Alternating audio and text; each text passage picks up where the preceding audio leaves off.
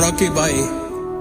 ದುಬೈಲಿ ಯಾರಾದ್ರೂ ನನ್ನ ಹತ್ರ ಇಂಡಿಯಾದಲ್ಲಿ ಎಲ್ಲಿಂದ ಅಂತ ಕೇಳಿದ್ರೆ ಬೆಂಗಳೂರು, ಕರ್ನಾಟಕ ಅಂದಾಗ ಬೇರೆ ದೇಶದವ್ರಿಗೆ ಗೊತ್ತಾಗದೆ ಇದ್ದಾಗ KGF ಮೂವಿ ನೋಡಿದಿರ ಕೇಳ್ತೀನಿ.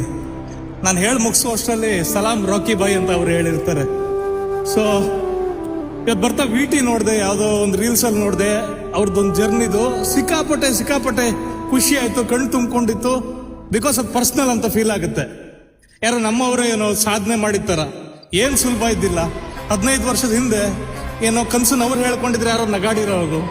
ಆದ್ರೆ ಆ ಮನುಷ್ಯ ಪಟ್ಟ ಪ್ರಯತ್ನ, ನಂಬಿಕೆ, ಎಲ್ಲ ಕಡೆ ಕಾಂಟ್ರವರ್ಸಿ, ಎಲ್ಲ ಕಡೆ ಕಾಲಿಳಿಯೋರು, ಯಾವುದಕ್ಕೂ ಕುಗ್ಲೇ ಇಲ್ಲ, ಜಗ್ಲೇ ಇಲ್ಲ.